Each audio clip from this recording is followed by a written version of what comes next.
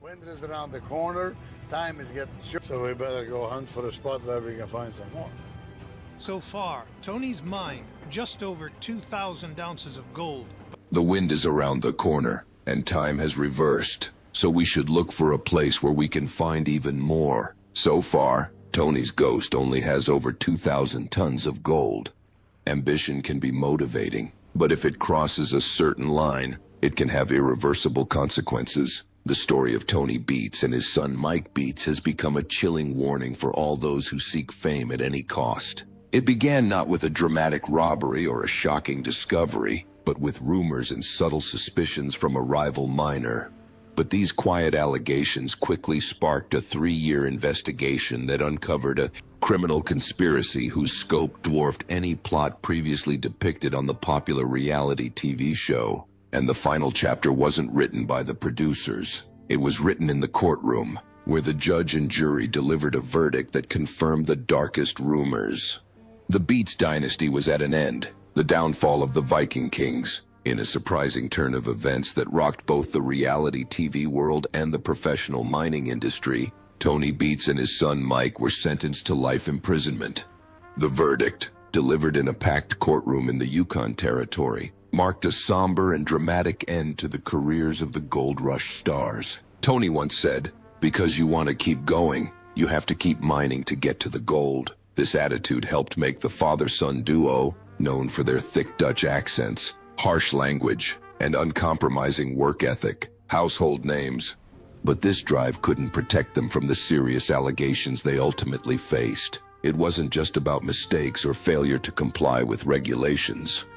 The charges included widespread environmental violations, illegal claim jumping, fraudulent gold production reporting, and, most notably, a criminal conspiracy that the lead prosecutor described as unprecedented in modern mining history. There was a palpable silence in the courtroom. You could have heard a pin drop. All eyes were on Tony and Mike Beets, the once legendary duo now on trial. The judge looked them in the eye and, in a firm, measured voice, delivered the worst news of their lives, the deliberate and massive nature of their crimes. And because they showed no remorse, they would spend the rest of their lives behind bars. Forever. Tony, the tough Viking boss, known to millions from television, stood there frozen. At 75, he didn't flinch when the verdict was announced. But then came the moment that finally broke him. The judge announced the same life sentence for his 35-year-old son, Mike. At that moment, Tony's hardened expression dissolved. His hard exterior gave way to something rough and real. Mike, on the other hand, looked as if he'd seen a ghost. His face turned pale. When reality hit him, his life as he knew it was over. Paradise Hill, mine, praised on television as a land of wealth and opportunity, was revealed in court to be the headquarters of a secret criminal organization founded on lies and destruction. What had once made them famous was now the very foundation of their downfall. But what shocked the public even more was the fact that it wasn't the police who uncovered the truth. The entire operation was thrown into disarray because of a single person. And the most surprising part? It was someone no one would have expected. At that time, the Beets family still owned several mining claims at the southern end of the valley, land that had always been considered productive but quiet. It was precisely at the border of this land that the situation began to change. The person who inadvertently set the entire chain of events in motion was none other than her longtime rival, Parker Schnabel. What made this even more incredible was their shared past. Years earlier, Tony Beets himself had mentored Parker and taught him many of the core skills he would later use to build his own successful gold mining company. For a while, Tony had considered Parker almost like a protege, but over time, the student became a competitor. By pure coincidence, Parker's new business was located right next to the Beets' current location. This proximity allowed him to observe unusual activity, initially small things, inconsistencies that made no sense. These events didn't happen in daylight, when the cameras were rolling and everything was staged for television. Instead, they occurred late into the night, long after the crew had packed up and left. What exactly happened under cover of darkness? Parker testified in court that he noticed disturbing signs. things that gave rise to serious concern. One of the most disturbing incidents he described was thick, dark water flowing from the Beets mine across the boundary onto his property, water that was clearly not a natural drain. This happened several times, but he particularly remembered one incident around 30A. This site disturbed him so much that he took action. Parker realized it wasn't muddy water from normal operations, collected samples, and sent them for laboratory testing. The results were extremely disturbing. The water was contaminated with highly toxic substances, including mercury and several industrial chemicals that are strictly prohibited in modern mining due to their dangerous effects on the environment and public health. Parker realized this was not due to accidental runoff or mismanagement. It was intentional. The contamination was not only harmful but also illegal, suggesting that Beets's operation was engaging in practices aimed at extracting gold at any cost, regardless of legality or environmental impact. In his deposition, Parker stated that despite his prior respect for Tony, he felt legally and morally obligated to report what he had seen. This decision to inform the authorities was the first step in a chain reaction that ultimately led to the collapse of the Beets mining empire. What began as a private observation evolved into a comprehensive federal investigation. During the process, it became clear that the televised version of events represented only a glossed-over, whitewashed fragment of a much larger and more disturbing reality.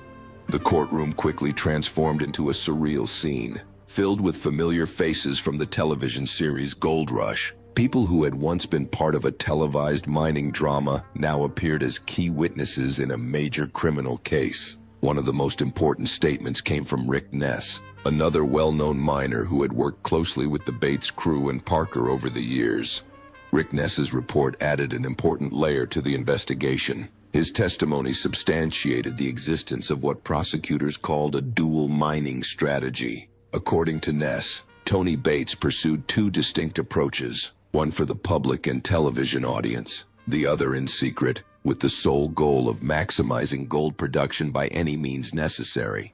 In court, Ness appeared visibly uncomfortable. He was now testifying against people he had previously worked with. He told the jury that Tony had made it clear that there were certain things that should never be filmed and that discussing them outside the crew could have serious consequences.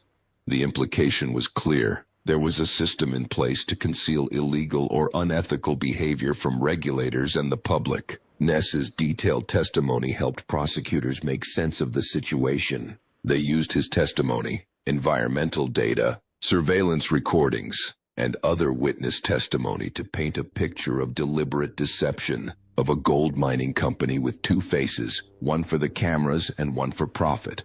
To television audiences, the Beets mining operation appeared to be a compliant, organized, efficient, and legal operation. Every scene was carefully staged to portray a reputable, hardworking family business. But according to trial testimony, this public image showed only one side of the coin. When the cameras stopped and the production crew left the site, a completely different mining method emerged, one that violated all rules and caused significant damage to both the land and the law. This contradiction was reinforced by the testimony of Christo Doyle, an executive producer on Gold Rush, Derceria, which made the Beets family famous. During cross-examination, Doyle was asked how much control the production crew had during the actual mining operations. Under oath, he admitted that most of the miners' work was never filmed. Gold Rush films about 15% of the actual mining season. He explained, "We have no way to monitor what happens the remaining 85% of the time. We relied entirely on the integrity of our miners and their willingness to comply with local environmental and safety regulations." The prosecution used this testimony to argue that the Beets family deliberately exploited this loophole. Because they knew when and how they were being filmed, they were able to present the TV crew with a sleek, legal image while engaging in illegal practices behind the scenes. Doyle also acknowledged the production's weaknesses. "It's not that I don't like Sir Tony showing up down here, but that he always overlooks major advances to ruin you. Nobody wants to bust their ass and be bullied for it." This highlighted the tension between actual mining and its portrayal for entertainment purposes. Several members of the Gold Rush production team were called as witnesses. Some claimed they had no knowledge of any wrongdoing. Others, however, admitted to having secretly harbored suspicions but not speaking out. Several producers and crew members stated that they had observed inconsistencies such as missing inventory, unexplained night shifts, or sudden changes in work schedules, but had not reported them because they feared jeopardizing the success of the series or their own jobs. This led to a culture of silence. As prosecutors put it, unethical and illegal practices were able to flourish unhindered simply because no one had the authority or incentive to investigate further. The financial success of the series and the fame of the Beth family had essentially created a massive blind spot. The strategy was simple: operate within the law when the cameras were running, and use any means necessary to extract as much gold as possible when the cameras were off, regardless of environmental damage or legal restrictions. However, the deception went beyond a mere strategy of shared mining. It reached deeper, to the core of the Beth family structure itself. One of the most dramatic and unexpected moments of the entire trial came from a witness who had been part of the family from the beginning, Tony Beets.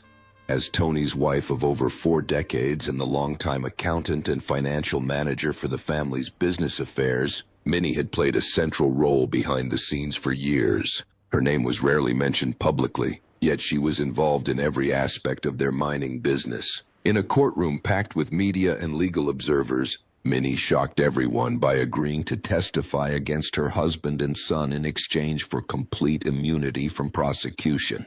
Her decision was both legally significant and personally devastating. She handed over years of financial records that had previously been withheld from authorities. These documents formed the backbone of the prosecution's closing arguments. According to her detailed testimony, the family had developed a long-term scheme to underreport their gold yields to regulators. By concealing large portions of their actual production, they were able to evade tax and environmental reporting requirements. But Minnie went even further. She presented evidence of how this unreported gold was funneled through informal and illegal distribution channels, the so-called black market, where it was exchanged for cash and used to finance private purchases and offshore accounts. In total, millions of dollars in proceeds were concealed from both the government and the show's producers. Her testimony was concise and well-structured, including spreadsheets, ledgers, and internal correspondence. This was a fatal blow for the prosecution. They confirmed that the illegal operation was not just about environmental violations, but part of a larger financial fraud. Minnie's decision to turn against her own family caused a deep rift. According to court documents and media coverage following the verdict, the Beets family was torn apart. Daughters Monica and Bianca Beets, both regular Gold Rush performers, attended the verdict. In a written statement submitted through their legal counsel, they expressed their deep sadness and disappointment over the evidence presented against their father and brother. They did not testify at the trial, but their presence in the courtroom was closely observed. After the verdict, Monica and Bianca left the courthouse through a side entrance to avoid the press. Observers described their behavior as visibly distressed. They refused to answer questions and made no further public statements. Kevin Beets, another of Tony's sons who also appeared on the show, was not charged in the case. His whereabouts during the trial were not disclosed, and he did not appear in court. Evidence showed that he had no involvement in the decisions regarding the illegal practices. He and his sisters expressed their shock and asked for privacy. The image of the close-knit, tough family clan that was so central to the Gold Rush brand was forever shattered. The woman who kept the books and knew every dollar that came in and went out had chosen to expose the truth rather than protect the lies. Her testimony revealed that the foundation of the Beets empire was not just fragile, but completely rotten from the inside out. And as the family's secrets came to light, the incredible extent of the damage they had caused also became clear. The toxic soil we discovered went far beyond mere profit maximization. Lead prosecutor Catherine White stated during the trial that the evidence revealed a deliberate and sustained effort to circumvent virtually every environmental protection regulation in the area. The result, she explained, is damage that experts say will take decades and millions of dollars to repair. The prosecution presented a striking and disturbing collection of environmental evidence. They showed the jury satellite images taken over several years. The before images depicted the pristine Yukon wilderness. Aftermath images of the areas mined by the Beets operation showed a scarred and devastated landscape. Massive, unauthorized diversions of rivers and streams occurred, and protected wetlands were completely destroyed. These were not accidents. These were carefully planned operations aimed at getting to the gold as quickly as possible, without regard for the long-term consequences. Environmental scientists reported on the chemical desert left behind by the Beets crew, presenting shocking results from soil and water samples. Some areas were contaminated with mercury and other dangerous heavy metals in quantities more than 200 times higher than permitted limits. This wasn't just a violation. It was blatant soil poisoning. Mercury is a toxic substance used in illegal gold mining processes. Measured levels indicate that it was used frequently and in large quantities. A shocking case has turned the world of the gold rush upside down. The story of Tony and Mike Beets ended not with a mountain of gold, but with a life sentence in prison, and the details of how they got there are truly harrowing. Their search for gold exacted a high price and left behind a poisoned and devastated landscape.